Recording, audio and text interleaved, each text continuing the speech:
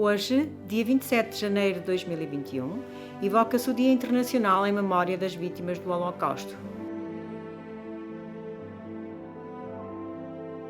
O Holocausto, ou Shoah, como é designado em hebraico, constitui um importante tema de cidadania.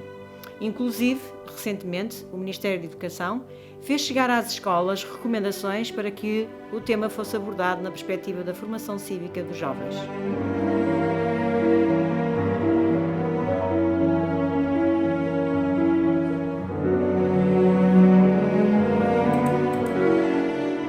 Sabes quem foi Maria Barbosa?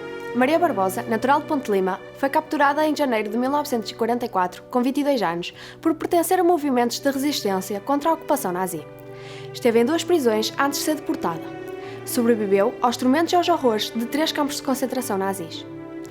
Neles viu e viveu horrores. Os campos estavam repletos de doenças, fome, punições, trabalho escravo e mortes. Mirek Ertész, judeu húngaro, tinha apenas 14 anos quando foi deportado para Auschwitz em 1944. Sobreviveu aos horrores deste campo, mas foi deportado para Buchenwald, onde permaneceu até abril de 1945, quando foi libertado. Aprendeu de imediato a sobreviver ao mentir sobre a sua idade. Alegou ter 16 anos e assim escapou ao extermínio imediato aplicado às crianças com menos de 15 anos. Na sua inocência declarou: "Os meus mais radicais momentos de felicidade foram vividos ali. Não imaginam o que é um intervalo de 10 minutos num trabalho que não se pode escrever." Foi libertada em abril de 1945 pelas tropas norte-americanas e foi o único sobrevivente de uma família dizimada pelos nazis. De regresso à Hungria, fez carreira como escritor, destacando-se a obra romanceada Sem Destino, em que aborda a passagem pelos campos da morte. Miriam Ziegler é uma judia de origem polaca que, com apenas 9 anos de idade, foi deportada para Auschwitz-Birkenau. Viveu os horrores do Holocausto em tenra idade, incluindo as experiências médicas realizadas em crianças. Miriam foi tatuada com o número A166.981, que ainda hoje mantém. Quando lhe perguntaram, numa entrevista, o que o Holocausto significava para ela, a resposta foi incisiva: morte e tempos horríveis, uma época horrível da história, pesadelos, sobrevivência. Isso nunca deve acontecer novamente. O ódio não deverá ter lugar neste mundo. Falo contra o ódio, não podemos ficar em silêncio. O mundo deve saber o que aconteceu. Foi libertado na sequência da entrada do exército soviético em janeiro de 1945 e posteriormente viveu em orfanatos, acabando por ir para o Canadá, onde se estabeleceu. Reencontrou a mãe e casou com um judeu que também tinha vivido os horrores do Holocausto. Esther Bejarano, de origem judaica, foi enviada para um campo de trabalhos forçados em Fürstenwald. Este campo encerrou em 1943, pelo que a 20 de abril desse ano foi deportada para Auschwitz. Foi aí que fez parte da orquestra feminina.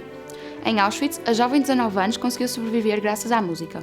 Ela refere que cantava canções para alguns prisioneiros mais velhos que lhe davam alguma da sua comida em troca. A entrada na orquestra permitiu-lhe ser transferida para o pavilhão funcional com melhores condições. A orquestra cabia tocar as chamadas Marchas da Morte. Numa entrevista ela disse: "As pessoas chegavam, ouviam a música e pensavam que, se havia música, não havia de ser assim tão mau. Era horrível para nós o peso desta farda." Recorda Esther sobre aqueles que seguiam para as câmaras de gás. Aos 96 anos, Esther ainda dá palestras pelas várias escolas da Europa a fim de contar a sua vida nos campos e de alertar para o perigo dos fascismos atuais. Se é uma voz ativa e diz não a todo tipo de extremismos.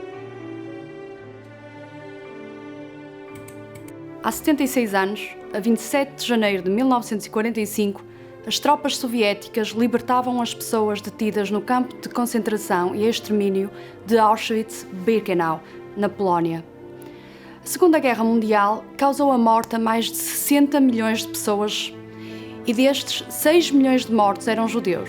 Outros, homossexuais, ciganos, doentes e opositores políticos que perderam a vida nos campos de concentração. Os alunos da Escola Secundária de Monserrate associaram-se à iniciativa internacional que anualmente evoca o Dia Internacional em Memória das Vítimas do Holocausto e pretende assinalar o dever de memória do Holocausto, Shoah, através da exposição dos testemunhos de sobreviventes dos campos de concentração durante a Segunda Guerra Mundial, bem como através de uma intervenção gráfica sobre estes espaços para que a memória não se apague e a história não se repita.